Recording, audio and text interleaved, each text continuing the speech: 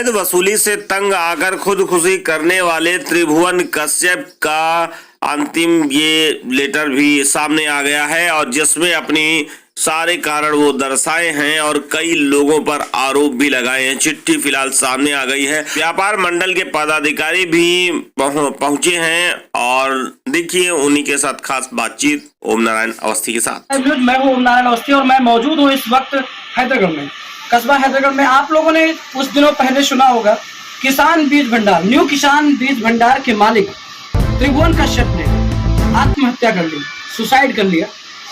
उसके संबंध में वो व्यापार लाइन से जुड़े थे तो व्यापार मंडल के लोग आए हैं जो कि काफी दूरी से आए हैं और व्यापार मंडल के वहाँ के अध्यक्ष भी यहाँ पर मौजूद है और हैदरगढ़ जो व्यापार मंडल के अध्यक्ष यहाँ पर मौजूद हैं, सभी लोग मौजूद हैं। चलिए इनसे बात करते हैं, त्रिभुवन कश्यप के विषय में बात करेंगे। जी क्या नाम है आपका? जी मैं Atul Tripathi, agro input dealers association Uttar Pradesh का अध्यक्ष। जी आज यहाँ पर कैसे आगमन हुआ था? अभी हमें समाचार पत्र द्वारा जानकारी हुई त्रिभुवन कश्यप जो किसान बीज भंडार का प्रोपराइटर था, आज से 4-5 साल पहले उसके यहाँ बीज सैंपलिंग हुई थी जो कि बीज सैंपल फेल हो गया था। अधिकारियों ने उसको गलत तरीके से प्रताड़ित किया, उसी प्रताड़ना में आके उसने आत्महत्या कर ली है। हम सभी व्यापारी पूरे प्रदेश के, पूरे देश के इसका बड़ा विरोध करते हैं और संगठित होकर ये मांग कर रहे हैं कि उस अधिकारी के खिलाफ तुरंत गिरफ्तारी हो और सरकार द्वारा उनके बच्चों को कुछ न कुछ छूट दिया जाए। जैसे कि आप व्यापार मंडल से जुड़े और इन सब चीजों के विषय में जानते हैं, जैसे जो फूड सैंपलिंग जो फेल हुआ था इसका जिम्मेदार कौन होता है? ये एक प्रक्रिया है सरकार की और जो कंपनियां देती हैं इसमें डीलर की कोई हाथ नहीं होता है। कोई भी कंपनी माल देती है और बाकायदा कंपनी जिम्मेदार होती है और कंपनी को ही पार्टी बनाना चाहिए। लेकिन उस अधिकारी ने जबरदस्ती उनको प्रताड़ित करके, सुनने में आया है कि 50,000 रुपया मांग रहे थे, 10,000 रुपया उन्होंने लिया भी था।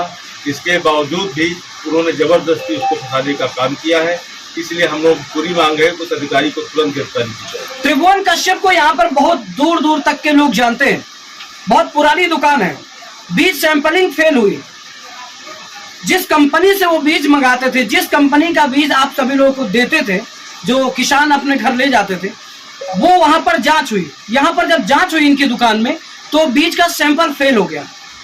बीज ka सैंपल फेल हो गया अधिकारियों द्वारा, जैसा कि कहना है अधिकारियों द्वारा जबरन उसको पार्टी बनाया गया और पार्टी बना करके फर्जी मुकदमे में, साजिश रच के फर्जी मुकदमे में फंसाने का अपराध किया गया। जिसके चलते क्या लगता है आपको जो आत्महत्या हुई है, जिस प्रकार उसने सुसाइड किया, वास्तव में कैसा व्यक्ति था? कुछ जानना चाहे, मतलब कुछ बताना चाहेंगे उस व्यक्ति का? अभी हमारा बाराबंकी के जो बीज व्यापारी है, जहाँ व्यापार संगठन के लोग हैं, अभी हमें जानकारी हुई बहुत ही अच्छा व्यक्ति था और हर हफ्ते कोई न कोई धार्मिक कार्यक्रम भी कराता था। उसका जो बहुत ही मिलनसार तरीके का था, लेकिन फिर भी वो कहीं न कहीं मानसिक उससे गुजर रहा था, इसीलिए उसने आत्महत्या की। क्या जो ये आत्महत्या हुई है, चलिए हम बात करते हैं हैदरगढ़ व्यापार मंडल के अध्यक्ष महोदय से। जो ये सुसाइड किया आपने, आपको जो अपने आप को खत्म किया, जो कि अभी कितनी उम्र रही होगी? लगभग 38 से 40 साल की उम्र रही और प्रताड़ना के चलते, ब्लैकमेलिंग के चलते उसने अपनी जीवन लीला समाप्त कर दी। चलिए बात करते हैं उससे संबंध में। जो ये आत्महत्या की गई, इसके लिए आप किसको जिम्मेदार मानते हैं? अधिकारी को, क्योंकि अधिकारी उधर प्रताड़ित ना करता तो कहीं ना कहीं वो हत्या ना करता। वो तकरीबन 8 साल से प्रताड़ना झेल रहा था, इसी में परेशान होकर उसने आत्महत्या कर ली। 8 साल से प्रताड़ना झेल रहा था, 8 साल से लगातार प्रताड़ना झेल रहा था। पैसे की भी मांग की जा रही थी, शायद कुछ जी पैसे की मांग की जा रही थी, अधिकारियों द्वारा ब्लैकमेल किया जा रहा था, पैसे की मांग की जा रही थी और पैसा दे पाने में सक्षम नहीं थे। और सबसे बड़ी बात यह कि फर्जी झूठे मुकदमे में फंसाने का अपराध किया गया था। जी दादा क्या नाम है आपका? देखिए ऐसा है भैया, आप अपना परिचय। हमारा नाम जनार्दन प्रसाद कुशु है जी, शुक्र। अखिल भारतीय उद्योग व्यापार मंडल का मैं प्रांतिक यहाँ का क्षेत्रीय अध्यक्ष जी। सुसाइड के विषय की बात है तो हमको लगता है कि किसी भी विभाग में कोई भी अधिकारी ऐसा नहीं है जो अपने वेतन से अपने बच्चों को पालता हो वो केवल गलत तरीके से ही पैसा कमा करके अपने घर का जीवन यापन करवाता है। व्यापारी कोई भी, चाहे वो कृषि विभाग हो, चाहे वो राजस्व विभाग हो, चाहे वो पुलिस विभाग हो, या PWD हो, या सिंचाई विभाग, कोई भी अधिकारी ऐसा बताया जाए, आप तो पत्रकार हैं, आपको खुद ही मालूम होगा, कोई ऐसा व्यक्ति है जो घूस न लेकर के कोई काम करता हो। और अगर घूस लेकर के काम किया जाएगा तो ऐसे हजारों व्यापारी आत्महत्या करेंगे। जो ये फूड सैंपलिंग का जो आरोप लगाया गया, जो बीज सैंपलिंग का जो आरोप लगाया गया, जो कि फेल और फर्जी साबित हुआ, इसके पीछे आप किसको जिम्मेदार मानते हैं? इसमें ये बताइए कि निर्माता दोषी होता है कि विक्रेता? निर्माता के पास ही तो निर्माता को ही पता होता है कि क्या गुणवत्ता है, कि कितने % मैंने मिलावट की है, कितने % इसमें क्या है। हम तो विक्रेता हैं, हमको क्या मालूम इस पैकेट में क्या रखा हुआ है? तो दोषी निर्माता होना चाहिए। तो आपका कहने का मतलब कि भ्रष्टाचारियों के भ्रष्टाचार का शिकार हुआ त्रिभुवन कश्यप? भ्रष्टाचार का शिकार हुआ, ये श्योर है, और भ्रष्टाचार बढ़ता ही जा रहा है, इसके सरकार को तो कोई अंत नहीं। क्या आपको पता है कि किस कंपनी का बीज सैंपल था जो फेल हुआ? ये भी जानकारी नहीं होगा। अब ये तो दुकान में ताला लगा हुआ है जी, और ताला खुलने के बाद ही पता चलेगा कि किस कंपनी का सैंपल भरा और किसका फेल हुआ। क्या नाम है आपका? मेरा अनुपम अग्रवाल नाम है। मैं प्रदेश महामंत्री संगठन का दायित्व है भारतीय उद्योगियों का। इस घटना के पीछे आप क्या कहना चाहेंगे? इस घटना के बारे में आप क्या कहना चाहेंगे? कितना जानते थे आप त्रिभुवन कश्यप को? मैं खुद जो हूँ उसको कभी कभार माल देता था, यहाँ पर सप्लाई, मेरा खुद का बीज का भी व्यवसाय है, खाद बीज का, और मेरी जितनी बार भी उससे मुलाकात है, कभी मैंने अगर उसको उधार भी दिया तो मुझे कहीं कोई दिक्कत नहीं आई। बड़ा अच्छा हंसमुख स्वभाव का, बहुत अच्छा लेन देन था, बहुत लेन देन भी अच्छा था और हंसमुख स्वभाव का था। कभी ऐसा नहीं हुआ कि कहीं कोई दिक्कत। कहीं आपको कभी ये लगा, ऐसी कमजोरी लगी कि ये व्यक्ति ऐसा कर सकता है? नहीं, मुझे ऐसा लगा। किसी प्रकार की बताना चाहता है तो जो उनका संगठन है उसके साथ तो मिले बैठे, अपनी बात को बताएं और उसका समाधान निकाला जाए। क्या लगता है आपको, जिस तरीके की बात यहाँ पर बताई जा रही, जो खुलासा यहाँ पर हो रहा है, अगर ऐसा ही चलता रहा विभाग में तो कोई एक और त्रिभुवन कश्यप इस हादसे का शिकार हो सकता है? क्या होंगे? क्या कहना है इस पर आपको? तो बहुत दुखद है। कैसा लग रहा है अभी, जैसे जब आपको ये खबर मिली तो? सरकार को चाहिए इसमें कोई कार्रवाई करे, सरकार को चाहिए। जी, क्या नाम बता आपका? कृष्ण कुमार गुप्ता जी। क्या सोचते हैं आप भी, जैसे कि त्रिभुवन कश्यप 40-45 वर्ष की उम्र रही, ज्यादा उम्र थी नहीं, और अब ऐसे मतलब खुद का आत्मदाह कर लिया, अभी उसका परिवार है, उसके बच्चे हैं, बेटी है जी, तो क्या लगता है अब आपको इसमें क्या होना चाहिए, और आप सभी लोगों की क्या मांग, शासन प्रशासन से क्या डिमांड? चाहिए कम से कम उसके बच्चों का या उसके परिवार का भाग जी जी, सरकार का मदद कर सकती जी, और क्या मदद व्यापारी कर सकते जी।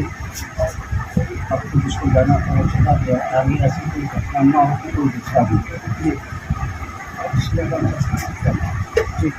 क्या करेंगे आप अब हम लोगों ने संगठन अभी बैठ के मीटिंग करेगा, निर्णय लेगा कि हम लोग उसको सरकार के द्वारा क्या आर्थिक सहायता कर सकते हैं, और व्यापार मंडल क्योंकि हमारा व्यापारी है, हमारे समाज का व्यक्ति है, उसके छोटे छोटे बच्चे हैं, हम व्यापार मंडल की तरफ से क्या मदद कर सकते हैं आर्थिक, और हम लोग उससे कानून की क्या मदद कर सकते हैं, वो हम लोग ग्राम प्रदेश से लेके जिले तक की गाइड के साथ करेंगे।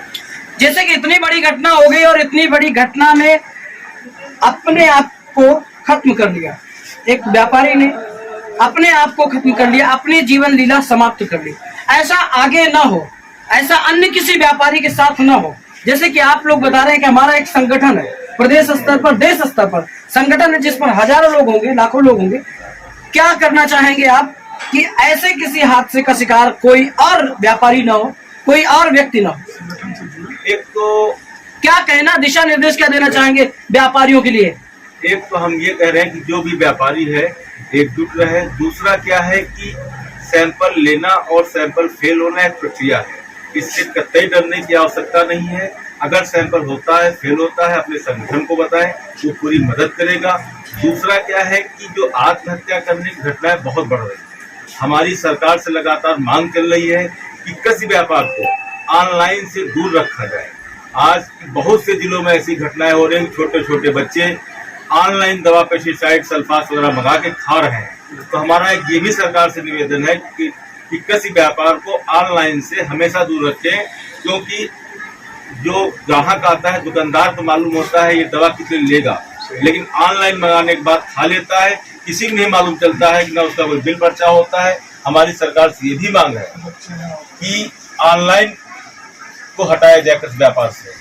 बहुत सही बात इन्होंने की। जो ऑनलाइन जो ऑनलाइन ये जहरीली दवाओं का जो ऑनलाइन विक्रय किया जाता है, इसका कोई रिकॉर्ड नहीं होता, इसको छोटा बच्चा भी मंगा सकता है। और इस ऑनलाइन बिक्री जो कि कृषि विभाग में जो ये केमिकल है, जो छिड़काव होने वाली जो दवाएं होती है, ये सब विषाक्त पदार्थों से परिपूर्ण होती है और ऐसी दवाओं से नुकसान हो सकता है। तो ऐसी दवाओं का विक्रय ऑनलाइन माध्यम से नहीं होना चाहिए, इस पर रोक लगे, ऐसी मांग है संगठन की, ऐसी मांग है जी। क्या जी बताएं। एक बहुत महत्वपूर्ण बात है कि एक जो फर्टिलाइजर में धारा 3/7 जो रखी गई है, वो आज से ही बहुत अंग्रेजों के जमाने से वो धारा 3/7 चली आ रही है और इसमें कहीं भी से बेल नहीं होती है व्यापारी की, यानी कि व्यापारी अपनी बात कह ही नहीं सकता है किसी भी तरीके से।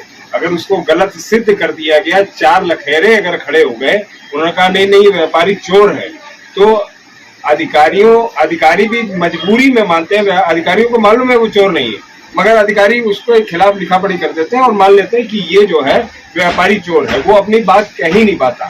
अब व्यापारी में उसमें नॉन अवेलेबल उसमें वारंट निकलता है, उसको अंदर महीना 15 दिन के लिए अंदर जाना पड़ता है। एक शरीफ व्यापारी जो कभी थाने के अंदर नहीं जाता और पुलिस वालों को और वकीलों को देख के घबराता है, अगर उसको जेल में जाना पड़े तो उसके लिए बहुत बड़ी दिक्कत है।